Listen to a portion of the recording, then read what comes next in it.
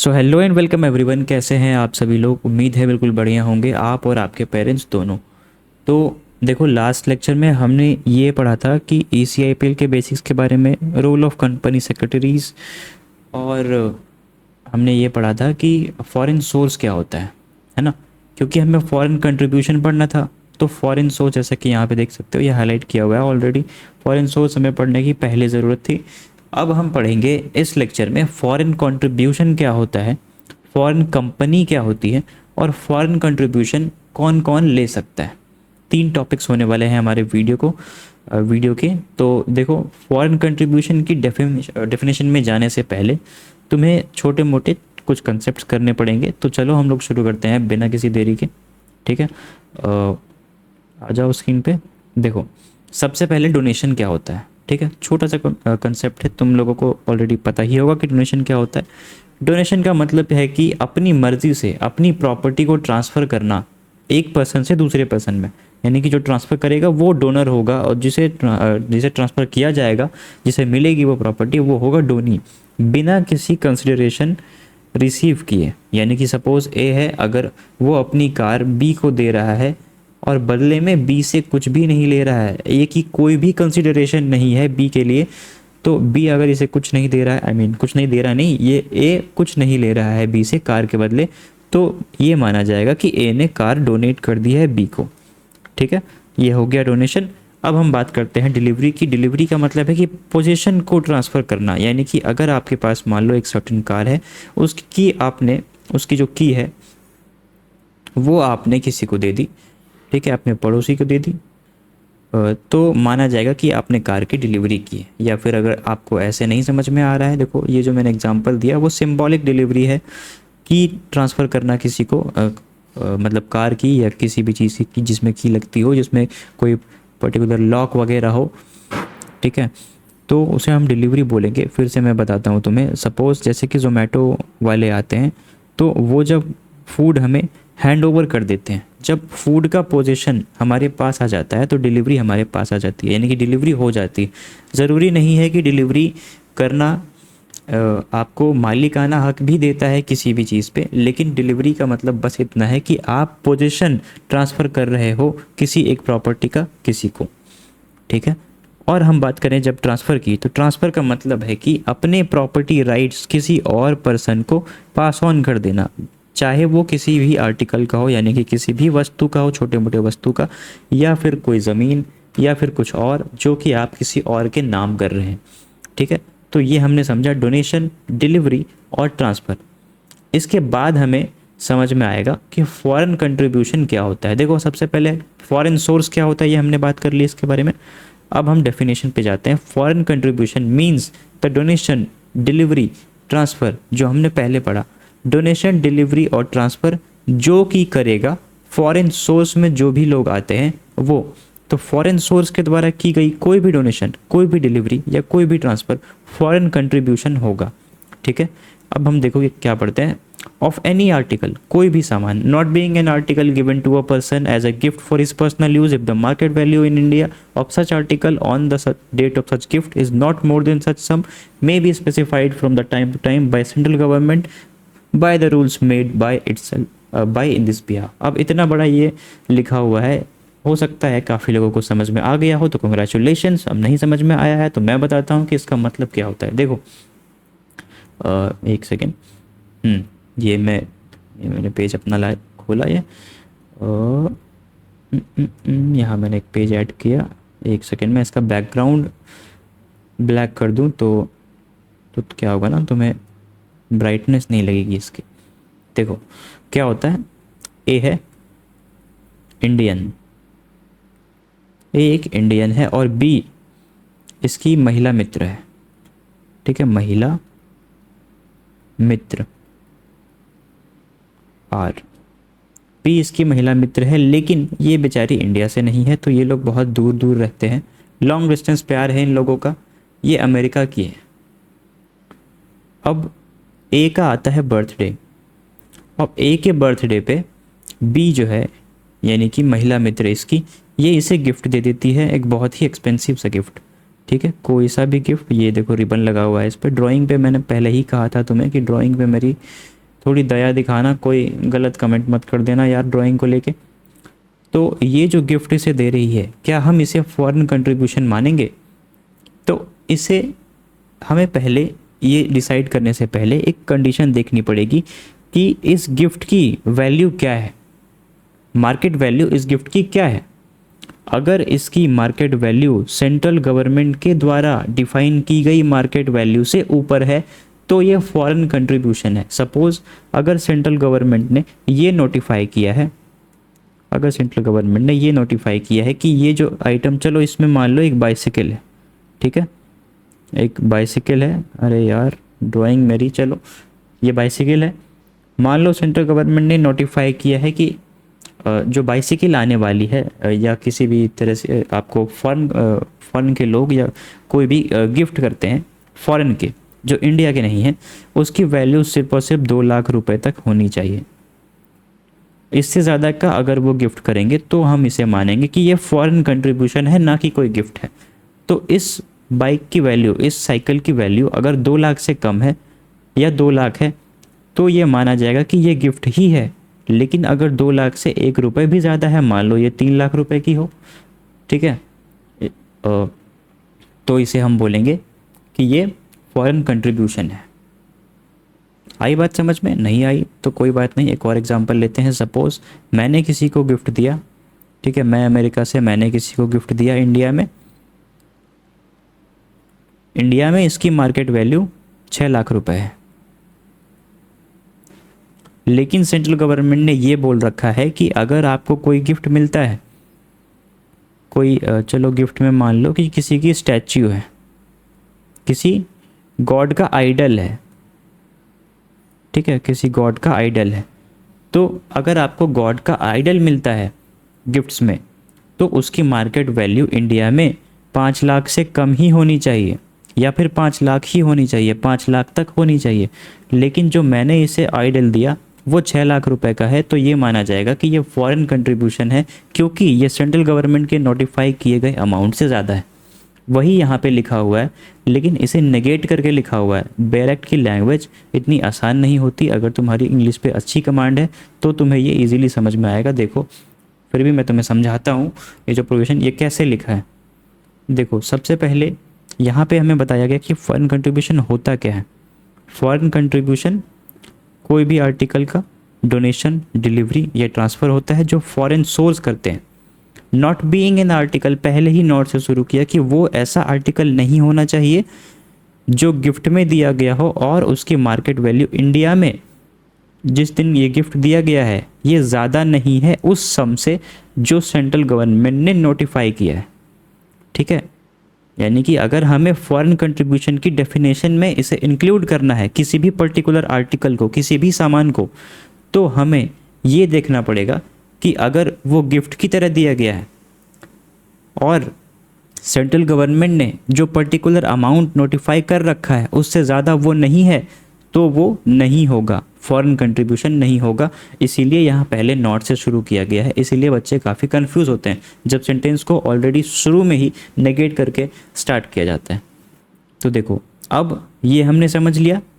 दूसरा पॉइंट है कि कोई भी करेंसी, चाहे वो इंडियन हो या फॉरेन हो, चाहे आप रुपीज़ ट्रांसफ़र कर रहे हो यूएस से बैठे बैठे या फिर आप डॉलर ट्रांसफ़र कर रहे हो या जापानीज़ येन ट्रांसफ़र कर रहे हो या डिलीवर कर रहे हो, डोनेट कर रहे हो, उसे हम बोलेंगे कि वो फॉरेन कंट्रीब्यूशन है, ठीक है। आप ट्रांसफ़र कर रहे हो इसका मतलब कि आप ये समझे कि फॉरेन सोर्स से आ रहा है, जो हमने पिछली लेक्चर में पढ़ा। कोई भी फॉरेन सोर्स, अगर कोई भी करेंसी चाहे इंडियन हो या फॉरेन हो वो आपको दे रहे हैं तो हम मानेंगे कि ये फॉरेन कंट्रीब्यूशन है, ठीक है। कोई भी फॉरेन सोर्स अगर आपको कोई ऐसा आर्टिकल, कोई सामान दे रहे हैं तो हम मानेंगे कि फॉरेन कंट्रीब्यूशन है। हालांकि जो सेंट्रल गवर्नमेंट के द्वारा नोटिफाइड अमाउंट है उससे वो उसके अंदर ही होना चाहिए। आई मीन उसके अंदर अगर है तो गिफ्ट है, नहीं तो उसके ज़्यादा है तो वो फॉरेन कंट्रीब्यूशन है। अब देखो ये 2 पॉइंट्स हमें समझ में आ गए।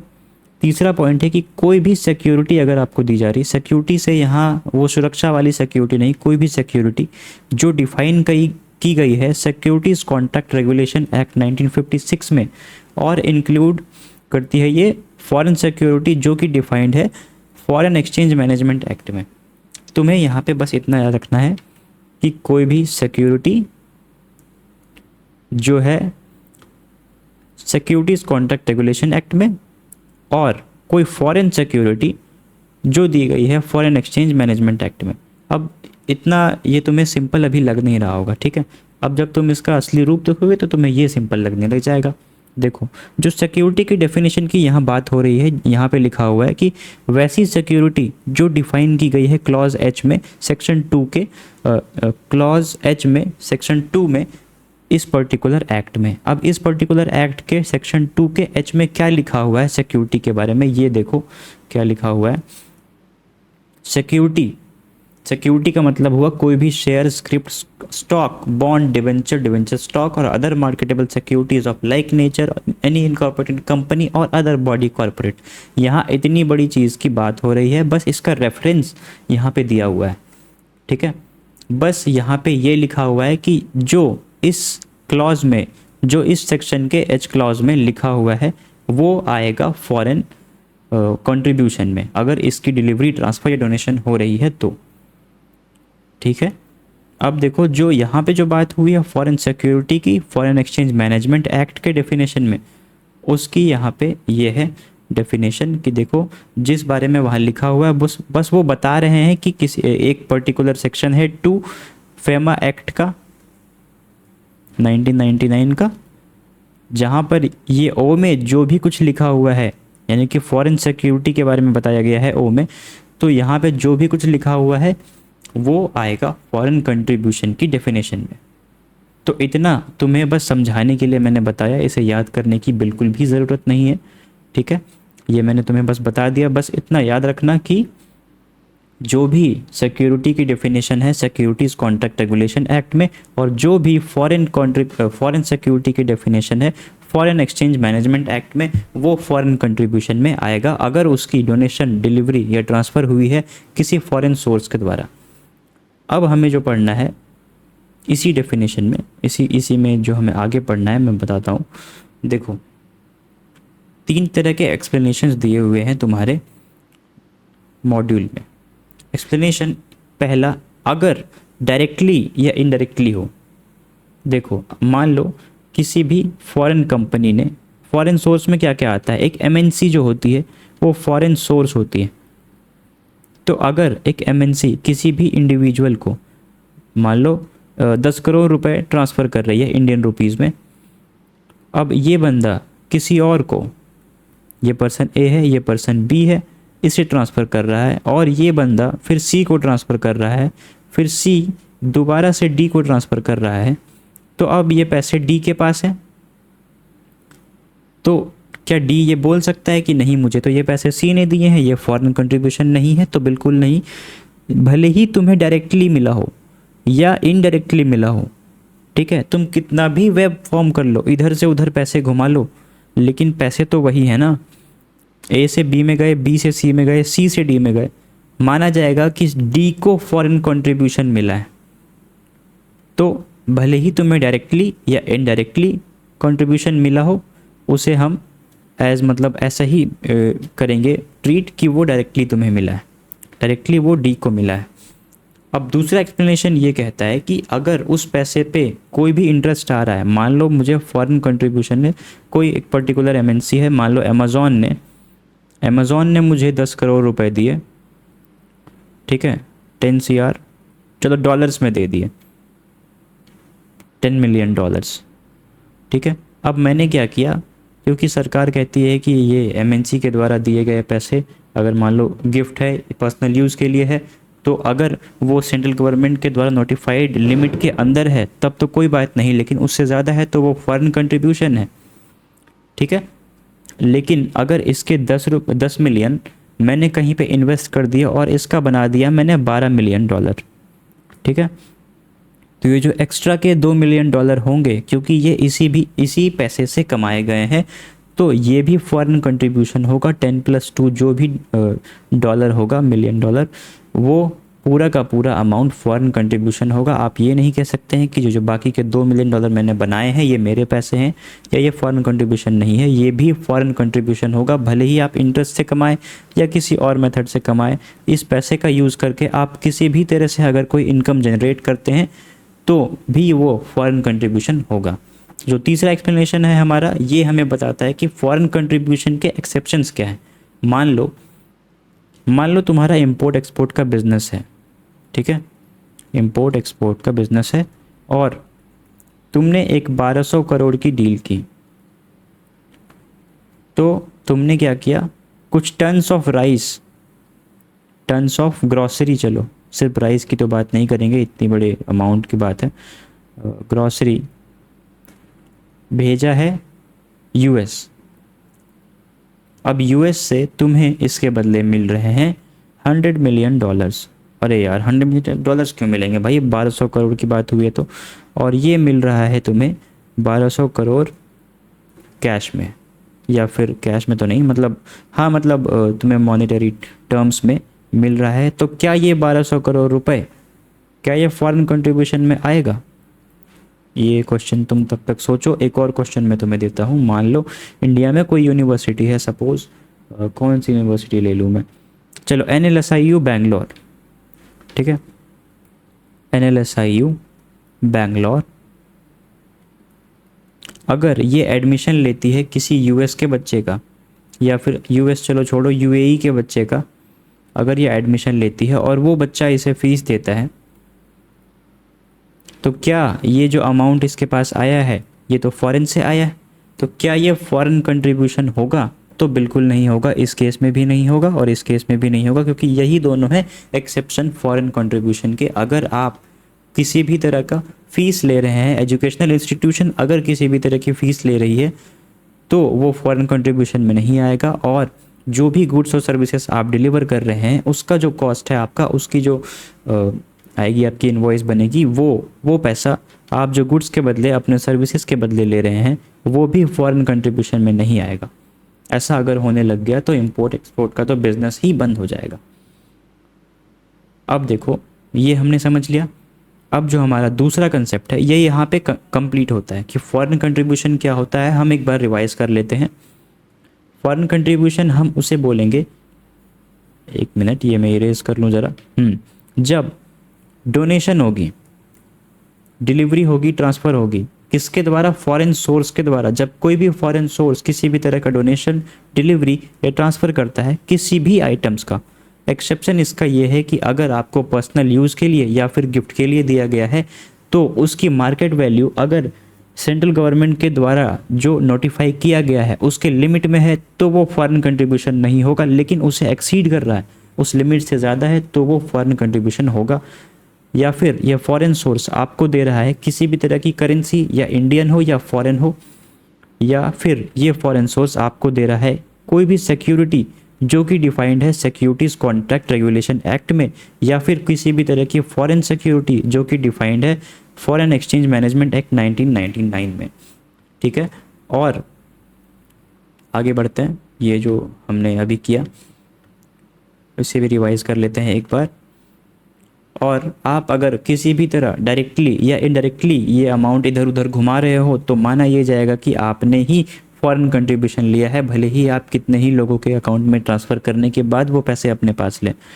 और अगर आप किसी भी तरह की इनकम कर रहे हैं जनरेट, किसी भी तरह की इंटरेस्ट हो या फिर कोई और मीन से जनरेट कर रहे हो, तो वो जो जनरेटेड पैसा है वो भी माना जाएगा कि फॉरेन कंट्रीब्यूशन में इंक्लूडेड होगा। और जो इसके एक्सेप्शंस होंगे ये एजुकेशनल इंस्टीट्यूशन के द्वारा ली गई फ़ीस, और अगर आप गुड्स एंड सर्विसेज कोई प्रोवाइड कर रहे हैं उसके बदले लिया गया कॉस्ट, ये जो है फॉरेन कंट्रीब्यूशन नहीं माना जाएगा। आगे बढ़ते हैं बिना किसी देरी के। ज़्यादा अगर तेज़ हो रहा है तो तुम लोग मुझे कमेंट में बता देना कि नहीं आराम से पढ़ाइए, ऐसा कुछ नहीं है।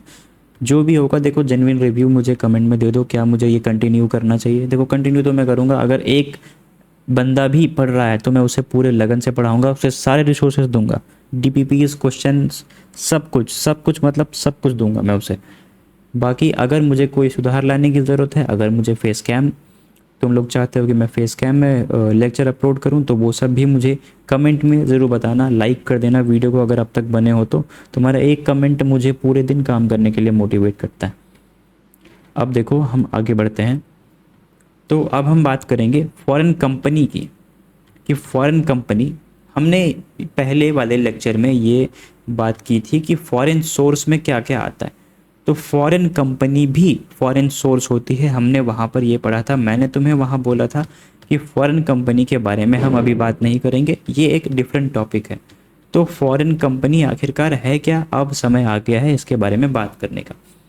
ठीक है, देखो फॉरेन कंपनी का मतलब कोई भी कंपनी या कोई भी तरह का एसोसिएशन या कोई भी बॉडी ऑफ इंडिविजुअल्स, यानी कि अगर 10 लोग मिलकर कुछ इनकॉर्पोरेट कर रहे हैं लेकिन इंडिया के बाहर, ठीक है, इंडिया के बाहर अगर मैं और मेरे 4 दोस्त मिलकर कोई एसोसिएशन खोल रहे हैं, कोई भी कंपनी खोल रहे हैं किसी भी तरह का, जो कि वहाँ के डेफिनेशंस में आए उस देश के या फिर उस टेरिटरी के, तो किसी भी तरह का एसोसिएशन बना रहे हो हम, किसी भी बॉडी ऑफ इंडिविजुअल्स को कोई भी बना रहे हो, कोई कंपनी खोल रहे हो, तो वो इंडिया में फॉरेन कंपनी मानी जाएगी। और भी जो नीचे 3-4 चीज़ें लिखी हुई है ये भी मानी जाएगी कि फॉरेन कंपनीज़ हैं।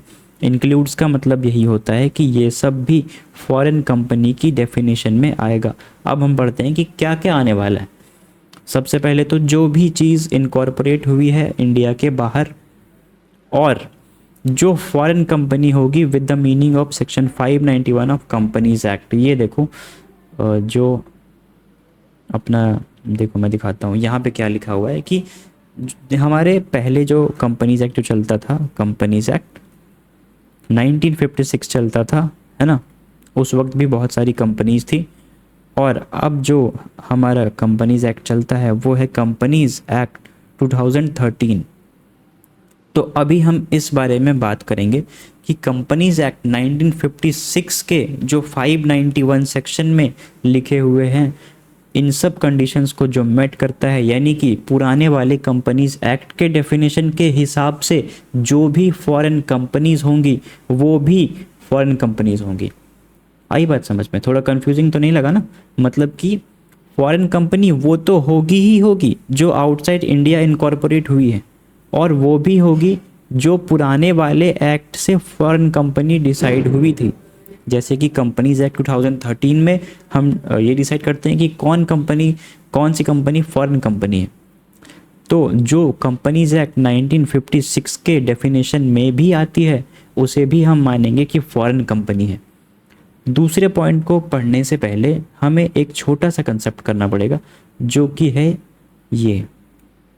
देखो क्या होता है, एक कोई पर्टिकुलर कंपनी है ए, ठीक है, ए कोई कंपनी है और इसके पास हो चुका है बहुत सारा पैसा, और कोई कंपनी है बी कंपनी, यानी कि बी लिमिटेड, ठीक है, ये ए लिमिटेड है। ए लिमिटेड ने बी लिमिटेड के 50% से ज़्यादा शेयर कैपिटल पे अपना हिस्सा जमा लिया है, ठीक है, 50% से ज़्यादा।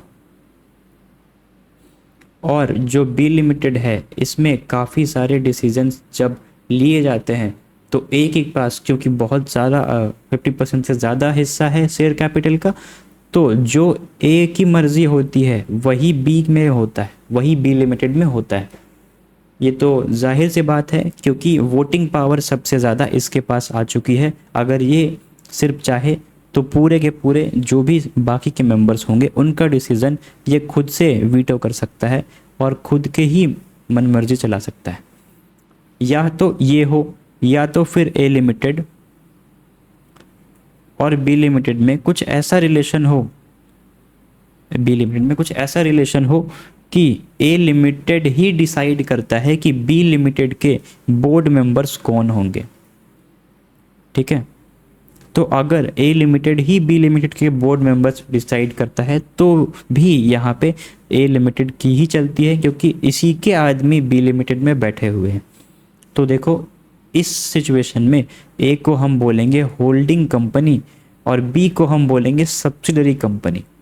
होल्डिंग कंपनी और सब्सिडरी कंपनी का देखो यहाँ पे मैंने लिखा हुआ है कि होल्डिंग कंपनी ओन करती है या कंट्रोल करती है 50% से ज़्यादा शेयर कैपिटल, या तो फिर जब बोर्ड का कंपोजिशन होता है, बोर्ड मेंबर्स को यही अपॉइंट करती है होल्डिंग कंपनी। तो जिस कंपनी में ये हो रहा होता है उसे हम बोलते हैं सब्सिडरी कंपनी, जैसा कि हमने अभी एग्जाम्पल में समझा।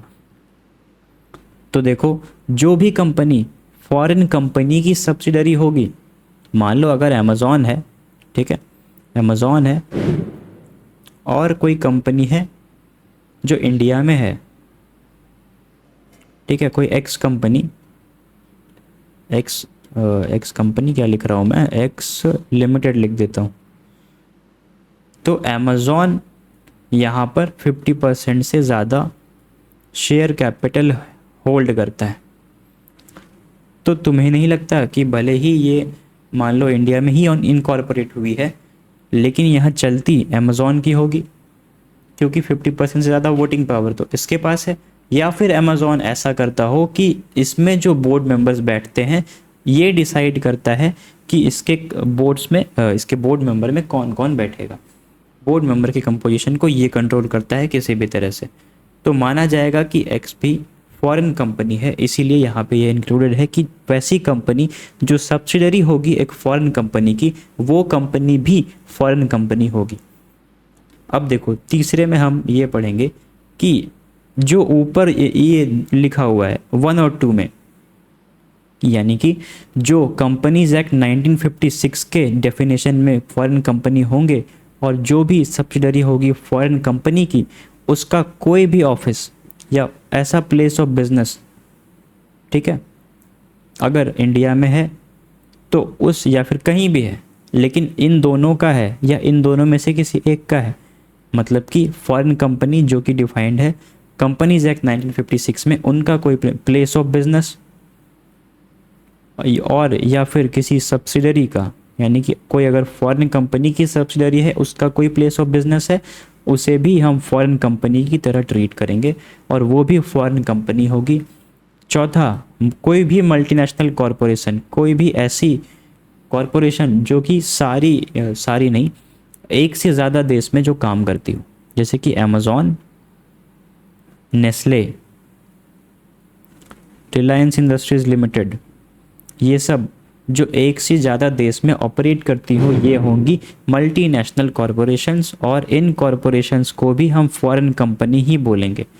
तो फॉरेन कंपनी में हमने क्या क्या पढ़ा कि जो भी कंपनीज एक्ट 1956 के तहत फॉरेन कंपनी होगी वो फॉरेन कंपनी होगी, और जो भी फॉरेन कंपनी की सब्सिडरी होगी वो फॉरेन कंपनी होगी, और इन दोनों का या इन दोनों में से जो भी है, इन दोनों का कोई अगर ऑफिस होगा, कोई प्रिंसिपल प्लेस ऑफ बिजनेस होगा, तो उस पर्टिकुलर एरिया को भी, उस पर्टिकुलर बिल्डिंग को भी, उस पर्टिकुलर एसोसिएशन को भी हम फॉरेन कंपनी ही बोलेंगे। और कोई मल्टीनेशनल कॉरपोरेशन होगी जो एक से ज़्यादा देश में ऑपरेट करती होगी, उसे भी हम फॉरेन कंपनी बोलेंगे। यहाँ पे हमारा 2 टॉपिक ख़त्म होता है कि फॉरेन कंट्रीब्यूशन किसे कहते हैं और फॉरेन कंपनी क्या होती है। देखो, अब तक हमने 3 चीज़ पढ़ी, फॉरेन सोर्स क्या होता है, फॉरेन कंपनी किसे कहते हैं, और फॉरेन कंट्रीब्यूशन क्या होता है। अब जिस फॉरेन कंट्रीब्यूशन की हम इतनी देर से बात कर रहे हैं, हम ये बात कर लेते हैं कि फॉरेन कंट्रीब्यूशन किसे किसे कौन ले सकता है। फॉरेन कंट्रीब्यूशन 2 दिन से लगा हुआ है। फॉरेन कंट्रीब्यूशन, दिमाग तुम लोगों का ख़राब हो चुका होगा ये वर्ड बार बार सुन सुन के, और तुम्हारी ज़िब्बा भी, यानी कि तुम्हारा टंग भी नहीं पलट रहा होगा ये बार बार फॉरेन कंट्रीब्यूशन बोल बोल के। तो देखो, अब ज़्यादा देर नहीं है, कुछ ही देर में मैं लेक्चर ख़त्म करने वाला हूँ, क्योंकि अगर मैंने एक टॉपिक से ज़्यादा, यानी कि कौन रिसीव कर सकता है फॉरेन कंट्रीब्यूशन, इससे ज़्यादा अगर मैंने कोई टॉपिक टच किया तो ये लेक्चर 1.5 घंटे का हो जाएगा, इसीलिए मैं वो नए लेक्चर में शुरू करूँगा, ठीक है। तो देखो, अभी हम ये पढ़ लेते हैं फटाफट से कि फॉरेन कंट्रीब्यूशन आखिर कौन ले सकता है, जिस फॉरेन कंट्रीब्यूशन की हम इतनी देर से बकबक कर रहे हैं। तो कोई भी पर्सन फॉरेन कंट्रीब्यूशन ले सकता है। अब पर्सन का मतलब क्या हुआ, पर्सन का मतलब कोई भी इंडिविजुअल, यानी कि कोई भी जीता जागता इंसान या कोई भी हिंदू अनडिवाइडेड फैमिली जिन्हें नहीं पता है HUF एक बिजनेस का फॉर्म है, ठीक है, form of A business, form of A business. HUF एक बिजनेस का फॉर्म है जहाँ पर हिंदू फैमिली मिल के एक बिजनेस को ऑपरेट करती है, और जहाँ का जो सबसे हेड होता है उसे बोलते हैं कर्ता, और जो भी सीनियर मोस्ट मेंबर होगा उसे कर्ता बोलते हैं, सीनियर मोस्ट मेंबर। मान लो कोई एक दादाजी हैं, उनके 2 बेटे हैं A और B, ये लोग मिलकर एक फैमिली बिजनेस चला रहे हैं। एक कोई ग्रॉसरी की शॉप है, या फिर एक कोई चलो सुपर मार्ट है, कूल लगता है ना सुनने में सुपर मार्ट, चलो सुपर मार्ट है, ये सब मिलके चला रहे हैं। तो ये भी हिंदू है, ये भी हिंदू है, ये भी हिंदू है। इसका जो सबसे एल्डर मेंबर होगा, एल्डेस्ट मेंबर होगा, यानी कि ये दादाजी, ये होंगे कर्ता, और ये दोनों होंगे को-पार्टनर्स, ठीक है। तो इस फॉर्म ऑफ बिजनेस को हम बोलते हैं कि ये एक HUF है। मान लो इस फॉर्म ऑफ बिजनेस से ये इसे कोई फॉरेन कंट्रीब्यूशन चाहिए, यानी कि कोई जॉन नाम का बंदा है जो कि अमेरिका में बैठ के मज़े कर रहा है, ये अगर इस फॉर्म ऑफ बिजनेस में कोई पैसे लगाता है, मान लो सिर्फ और सिर्फ 100 करोड़ रुपए लगा रहा है, तो माना जाएगा कि ये फॉरेन कंट्रीब्यूशन दे रहा है इस फॉर्म ऑफ बिजनेस को। तो ये बिजनेस पूरा का पूरा एक पर्सन है, पर्सन की डेफिनेशन में आता है ये बिजनेस। तो अभी पर्सन में हमने क्या क्या पढ़ा कि कोई भी जीता जागता इंसान पर्सन है, और कोई भी HUF Hindu undivided family form का कोई बिजनेस है तो वो भी एक पर्सन है, और कोई भी एसोसिएशन और कोई भी कंपनी जो रजिस्टर हुई है कंपनीज एक्ट 1956 में, उस भी कंपनी को हम बोलेंगे पर्सन। और इसी एसोसिएशन में ये भी आ गया कि कंपनीज एक्ट 2013 में जो भी कंपनीज वगैरह हैं वो भी एसोसिएशंस हैं, और जो कंपनीज एक्ट 1956 में रजिस्टर्ड हैं कंपनीज, उन्हें भी हम इंक्लूड करेंगे, और इन चारों को बोलेंगे पर्सन। कोई जीता जागता इंसान हो, कोई हिंदू अनडिवाइडेड फैमिली बिजनेस हो, कोई भी एसोसिएशन हो, और कोई वैसी भी कंपनी हो जो कंपनीज एक्ट 1956 के डेफिनेशन में आ रही है, उसे भी हम बोलेंगे कि वो पर्सन है। अब कोई भी पर्सन फॉरेन कंट्रीब्यूशन ले सकता है, लेकिन ये कंडीशंस उसे फॉलो करनी पड़ेंगी। 3 कंडीशंस हैं। सबसे पहले इसे कोई must have a definite cultural, economic, educational, religious और सोशल प्रोग्राम।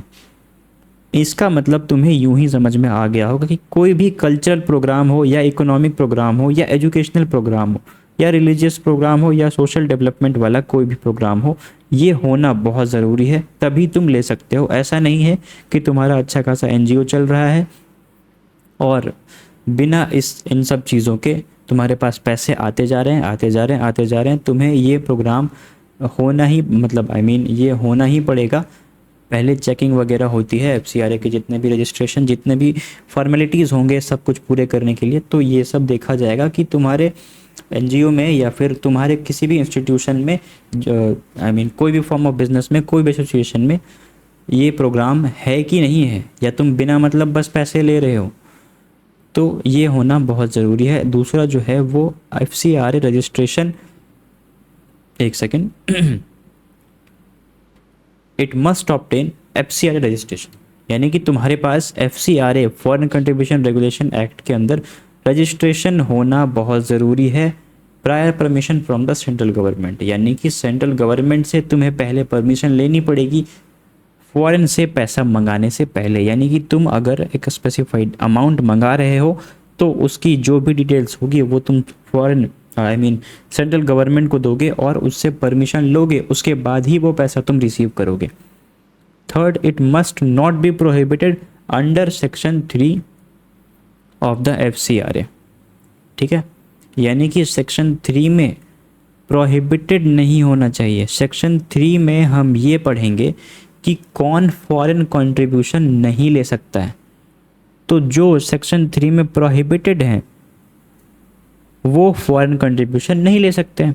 इसीलिए फॉरेन कंट्रीब्यूशन लेने के लिए ये बहुत ज़रूरी है कि आप सेक्शन नंबर 3 FCRA 2010 के में ना आते हो, आपको उसमें फॉरेन कंट्रीब्यूशन लेने से मना ना किया गया हो, तभी आप फॉरेन कंट्रीब्यूशन ले सकते हैं।